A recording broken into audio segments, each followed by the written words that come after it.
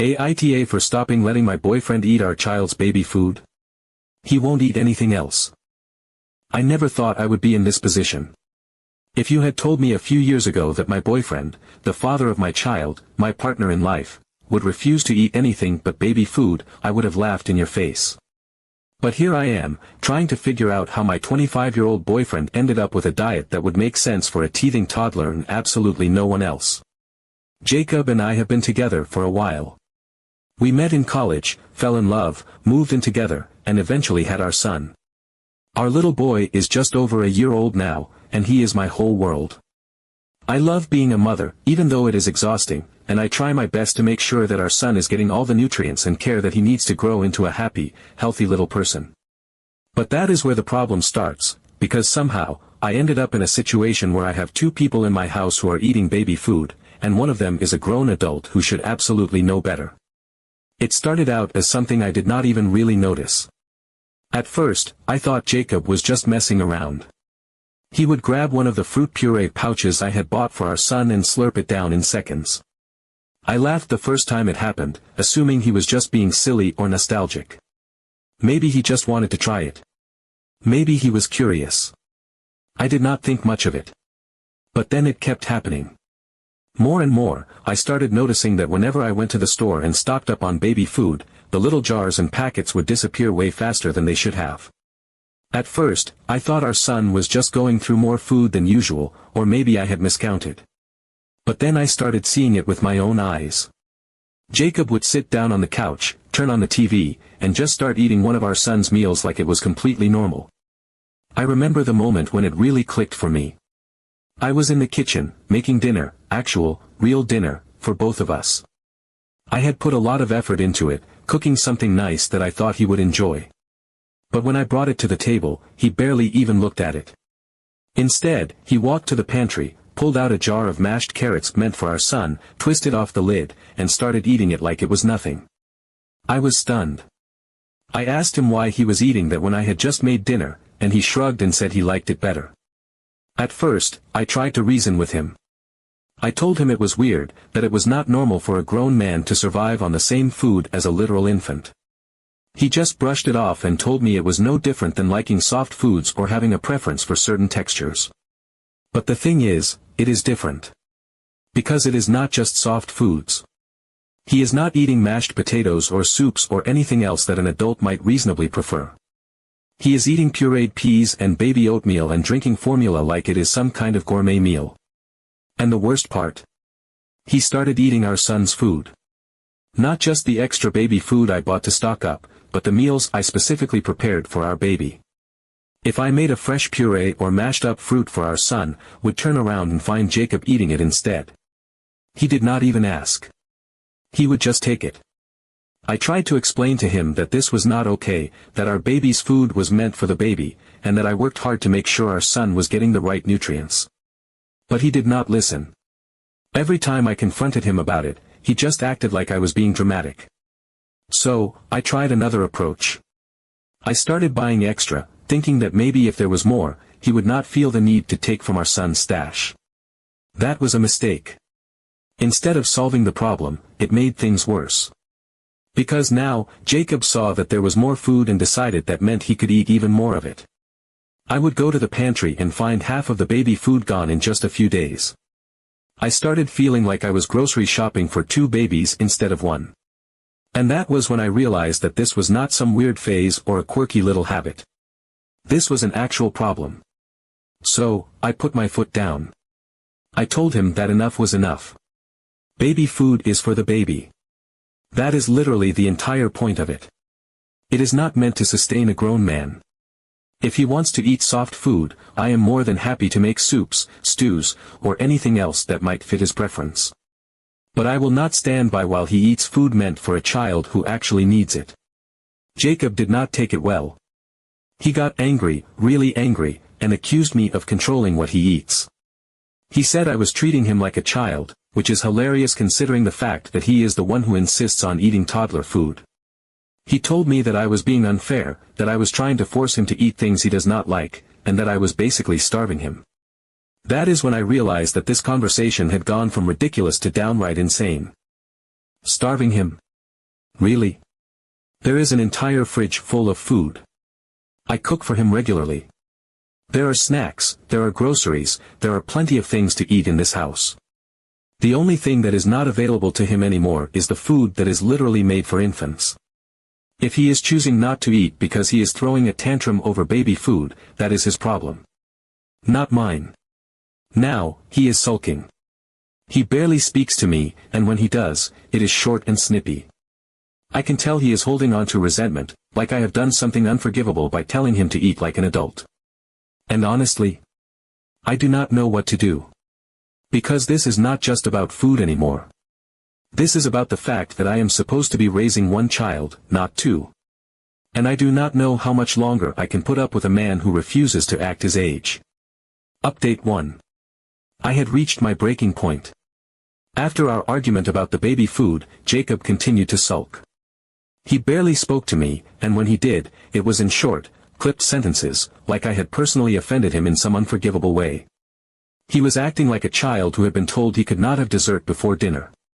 And honestly, I was exhausted. I was already dealing with an actual toddler, navigating sleepless nights, tantrums, and the never-ending chaos of motherhood. The last thing I needed was to feel like I had a second child in the form of my fully grown boyfriend. But the thing that kept bothering me, the thing I could not shake, was the sheer strangeness of it all. I had never met an adult who refused to eat real food. Picky eaters? Sure. People who preferred simple foods? Of course. But this was different. This was a grown man who exclusively ate food designed for infants. It was not just a preference, it was a lifestyle. And no matter how much I tried to make sense of it, I just couldn't. So I did something I never thought I would do. I called his mother. I was hesitant at first. I did not want to seem like I was tattling on him, like I was running to his mom because I couldn't handle a problem in my own relationship. But at the same time, I needed answers. I needed to know if this was something new or if there was some deeper reason behind it. Maybe he had a weird phase as a kid, maybe he had some kind of traumatic experience with food, there had to be something that explained why he was like this. When she picked up the phone, I tried to approach the subject gently. I explained that Jacob had been refusing to eat anything except baby food, that he was even taking the food meant for our son, and that when I tried to talk to him about it, he became defensive and angry.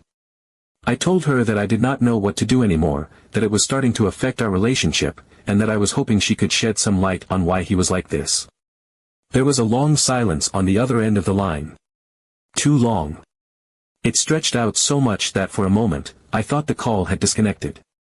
But then, in a quiet, almost resigned voice, she finally spoke. "Oh, so he still does it?" I felt my stomach drop. Still. I asked her what she meant. She hesitated for a moment, then sighed and said that Jacob had always eaten baby food. Even when he was a teenager. Even when he was supposed to be old enough to eat literally anything else. She had tried to get him to eat regular food, had cooked meals for him, had encouraged him to try new things, but he had stubbornly refused. No matter what she did, no matter how much she pushed, he would always return to jars of pureed vegetables, fruit packets, and baby formula. She even took him to doctors when he was younger, hoping that there was some kind of medical explanation. But the tests all came back normal. He was healthy, at least physically. The doctors told her that from a nutritional standpoint, he was fine, maybe lacking in variety, but not malnourished. They hinted that it might be a psychological issue rather than a physical one, but since he was otherwise healthy, no one really pushed the matter further. At some point, she just gave up. She had tried. She had fought the battles. But every time she pushed him to eat real food, it ended in screaming matches, tantrums, and protests. He would refuse to eat altogether, he would sulk and starve himself, and in the end, it was just easier to let him have what he wanted. So she did. She stopped fighting him, stopped trying to make him change, and just accepted that this was the way he was. I sat there, stunned, listening to her calmly explain that this was not some new, bizarre phase he had fallen into. This was his entire life. This was just who he was. I didn't know what to say. A part of me had been holding on to the hope that there was some logical explanation, something I could work with, something I could fix. But now I was realizing that I wasn't dealing with a temporary issue. This was something deeply ingrained in him.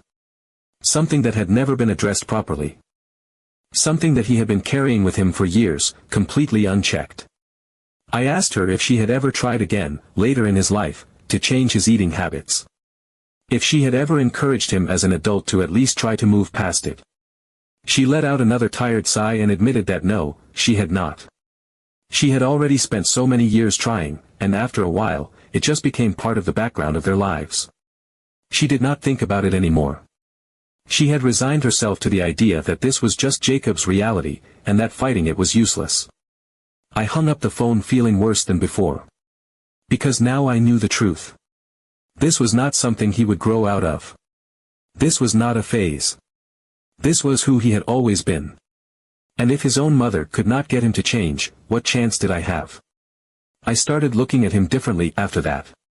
Every time I watched him crack open a jar of baby food or drink formula like it was a protein shake, I felt a deep, unsettling sense of frustration. Not just frustration, hopelessness. This was not a quirk. This was not just some odd habit. This was a full-fledged, lifelong dependency on food that was never meant to sustain an adult. And now I was left with the million-dollar question, what do I do? Do I just accept that this is the way he is? Do I let it go like his mother did, stop fighting it, and just pretend that it is not a problem? Or do I try to push him to change, knowing that it might lead to fights, tantrums, and an exhausting, uphill battle that I may never win? Because at the end of the day, this is not just about food. This is about the fact that I am supposed to be building a future with this man. I am supposed to be raising a child with him. And I am starting to realize that I am not just taking care of our son, I am taking care of Jacob too. And now I don't know what to do at all. Should I just accept this? Is there a way to make him change? Update 2. I had made my decision. I was not going to give up. I was not going to let this be the thing that defined our relationship, that defined my life. I refused to sit by and enable something that, no matter how many times he tried to justify it, was not normal. I had to draw a line somewhere, and this was it. I stopped buying baby food in bulk. I calculated exactly how much our son needed, factoring in every meal, every snack, every emergency extra portion. I bought only that amount and no more. If Jacob wanted to keep eating the way he did, he would have to figure out another way to get his supply, because I was done enabling it. When I told him, I expected resistance, but I did not expect the explosion that followed. He lost it. His face twisted with anger, and his voice rose in a way I had never heard before. He shouted at me that I was taking food away from him, that I had no right to control what he ate. I told him, as calmly as I could, that this was not food for him, that he was a grown man, and that he needed to eat like one. He would not hear it. He kept shouting, kept insisting that I was trying to force him into something he did not want. It did not matter that I had tried everything, that I had been patient, that I had offered alternatives. It did not matter that the food in question was specifically designed for infants, not for fully grown adults. None of it mattered. He saw only one thing, I was denying him what he wanted. And then, without another word, he stormed off and locked himself in the bedroom. I stood there, stunned. The house was silent except for the soft sounds of our son playing in the next room, completely unaware of the chaos that had just unfolded. I took a deep breath, forcing myself to stay calm, but inside, I was shaken. This was not a rational response. This was not the reaction of an adult man being asked to make a small, reasonable change. This was a tantrum. A full-fledged, screaming, door-slamming tantrum. The kind that toddlers throw when they are told they cannot have another cookie before dinner. I waited, hoping that he would come out, that he would talk to me, that he would at least try to meet me halfway. But the door remained closed. He refused to come out, refused to speak to me. It was as if I had suddenly become the enemy, all because I had dared to suggest that he eat like a normal adult. For the next few days, he barely spoke to me. He sulked, passive-aggressive and distant, only acknowledging me when absolutely necessary. Mealtimes became a silent war zone.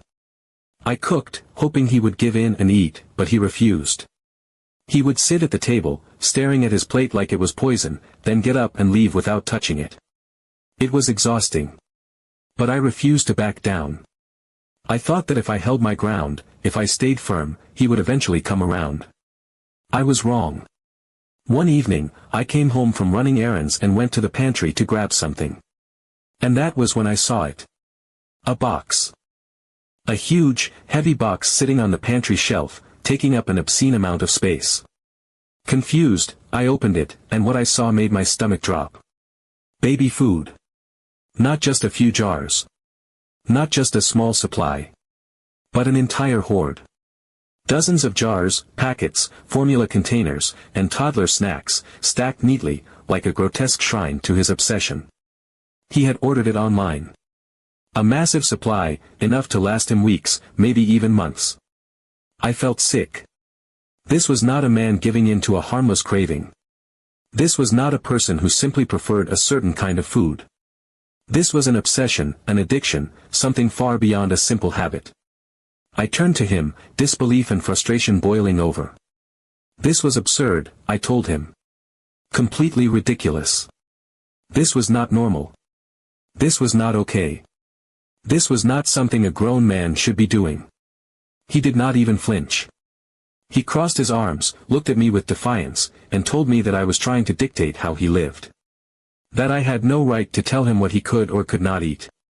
That I was controlling and unfair and had left him no choice but to take matters into his own hands. And in that moment, standing there in front of a pantry full of baby food, listening to a grown man argue as if he were an oppressed child being denied candy, I realized something that I had been trying to ignore. This was never going to change.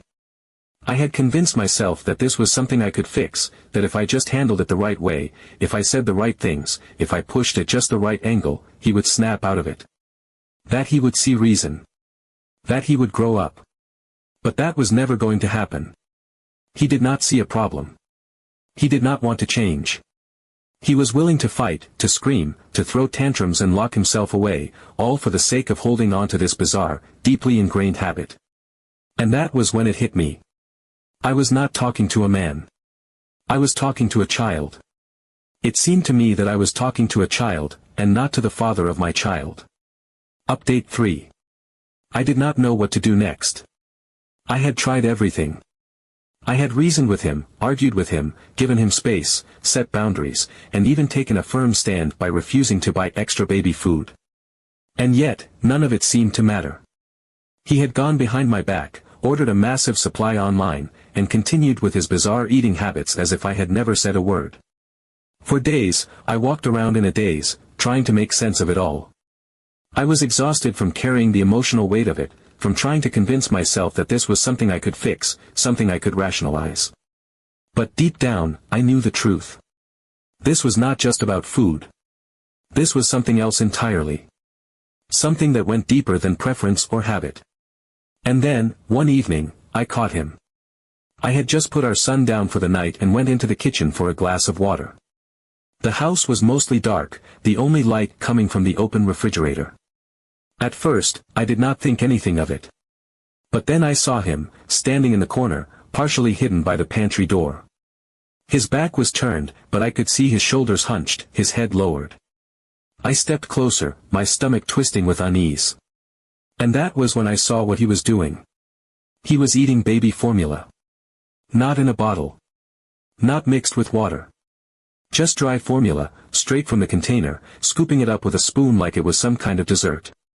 He was hiding while he did it, sneaking it in the dim light of the kitchen, as if he knew how ridiculous it was.